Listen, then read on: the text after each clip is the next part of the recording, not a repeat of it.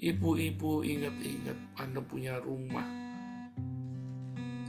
Kalau laki-laki itu bisa membangun sebuah rumah yang besar, kamulah yang membuat itu, rumah itu menjadi nyaman untuk ditinggali.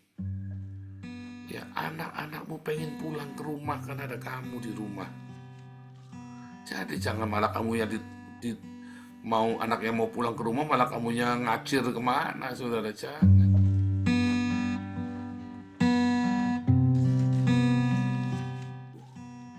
Saudara, kalau dalam pernikahan suami itu yang pegang peranan, ya. Suami-suami, kamu tidak bisa menuntut apapun dari istrimu, dari anakmu. Apapun kamu, itulah mereka. Ya, sudah pernah dibahas bolak-balik ya di kelas apostolik juga diajarin. Bukan salah istrimu, bukan salah anakmu. Pokoknya apapun ke kondisi keluargamu, ya itu salahmu. Ya, suami-suami. Serius saudara, ini bukan cuma di Indonesia, di seluruh dunia. Karena suami itulah yang punya tanggung jawab.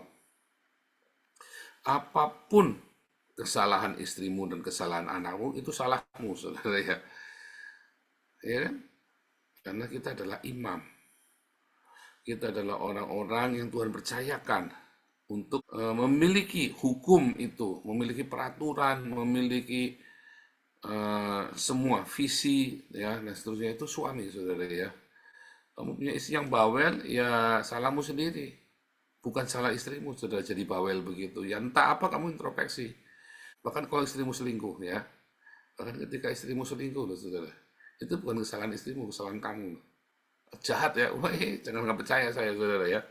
Saya sudah berapa kali konselingin orang ya.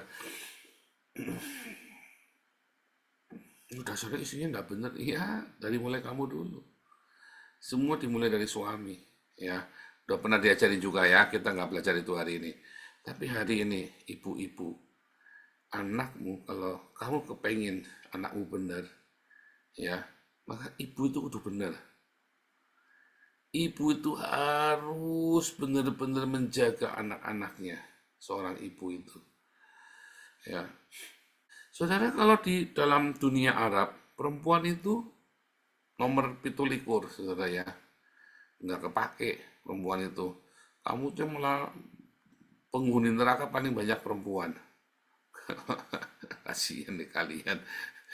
Kalau gitu ngapain kalian diciptakan ya, saudara? Kalau cuma buat jadi pemuas syahwat lelaki dan masuk neraka doang. Ya. Tapi kalau di dalam Alkitab, di dalam tradisi Yahudi, para wanita ini yang menentukan nasibnya suatu bangsa Israel. Para perempuan inilah yang menentukan kepemimpinan di Israel, saudara. Makanya perempuan-perempuan ini selalu disebut dari gundiknya, dari siapa ya. Kalau dalam silsilah Arab itu semoga cuma disebutin namanya satu-satu. Kalau di dalam Alkitab perempuannya disebut, saudara.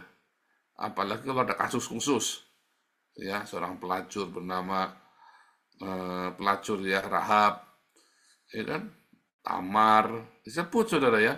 Perempuan asing, perempuan Moab, Ruth, disebut, saudara. Di dalam tradisi Yahudi, perempuan-perempuan ini juga memegang peranan penting terhadap keberhasilan suatu bangsa. Mulai dari Hawa, ya. Saudara pikir kalau Hawa tidak memberikan buah pengetahuan itu kepada Adam, emang masih ada manusia di muka bumi ini, saudara? Nggak ada, saudara. Ya, nggak mungkin Adam itu bisa tahu bagaimana caranya beranak, saudara ya. Kalau bukan karena Hawa memberikan buah pengetahuan, ngambil resiko. Hawa mengambil resiko. Kalau bukan karena istrinya Musa, udah mati itu Musa, saudara, mau dibunuh sama malaikat. Gara-gara anaknya nggak disunat. Ya kan? Kalau bukan karena ibunya Musa dan kakaknya Musa, Miriam, Yokebed dan Miriam, nggak ada bangsa Israel hari ini, saudara. Nggak ada. Kalau bukan karena Sarah, nggak ada bangsa Israel. Bahkan kekristenan pun tidak ada kalau bukan karena Sarah, saudara. Tidak ada kekristenan. Ya kan? Kalau bukan karena Maria, ibu Yesus. Kalau bukan karena seorang Elizabeth, ya. yang bersaksi meneguhkan hati Maria supaya tetap mau mengandung Yesus. Ya kan diberikan kekuatan kan oleh Elizabeth. Kalau bukan karena seorang bernama Yudit di dalam surat Makabe itu ya, generasi Yahudi, maka Israel sudah punah orang Yahudi ini, saudara. Ya, karena si Yudit ini kan ceritanya kan nyembelih panglimanya musuh kan. Dia datang di Sedius terus sembelih panglimanya musuh, saudara ya. Sama Yudit seorang perempuan, gila berani ya saya. Wanita-wanita itu sangat penting. Anda lihat raja-raja Israel, ya ibunya adalah ini disebutkan, nama ibunya adalah ini, ia adalah yang jahat begini-begini, maka rajanya jahat, saudara.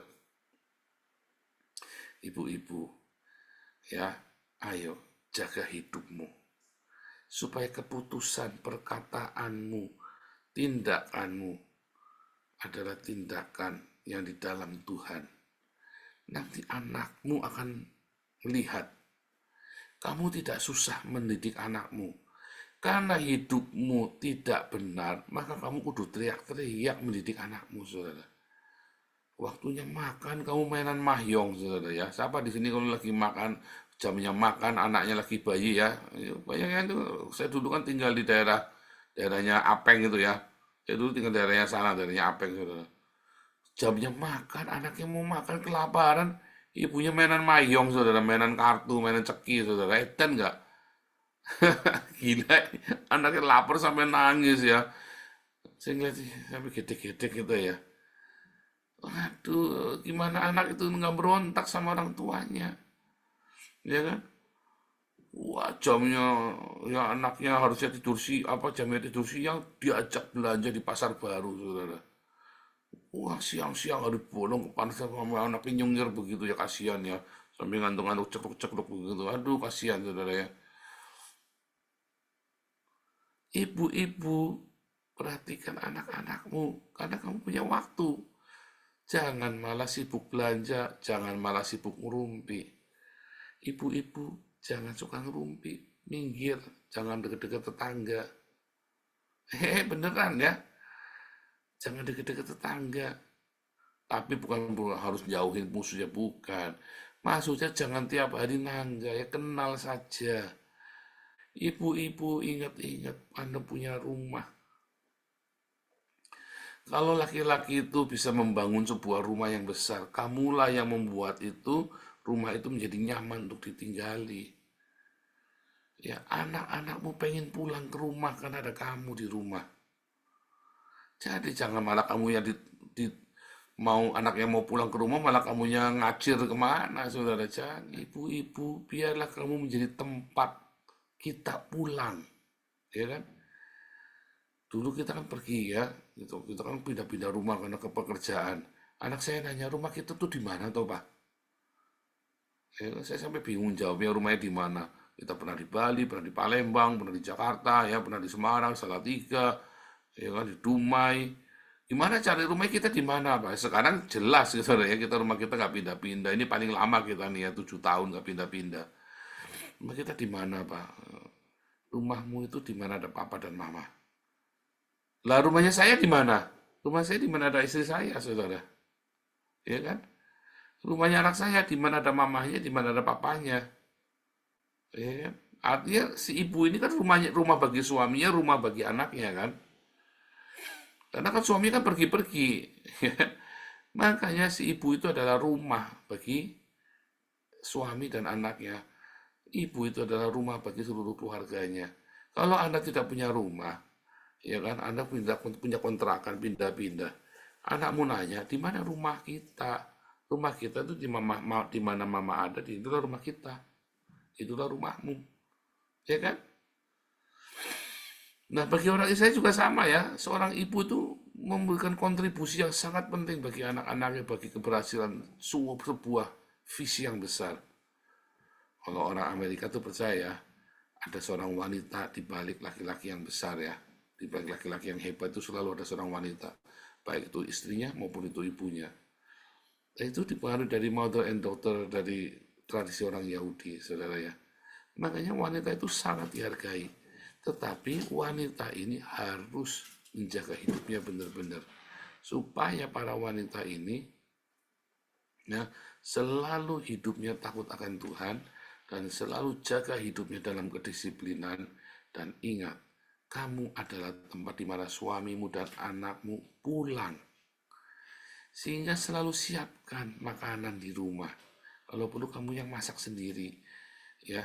Satu masakan andalanmu di mana suamimu dan anakmu pasti doyan. Cari deh bikin sesuatu. Serius, saudara, satu makan, gak usah banyak makanan. Satu makanan yang suamimu dan anakmu pasti doyan dan nyariin kamu. Itu tips ya, kalau di kelas apostolik saya ajarin.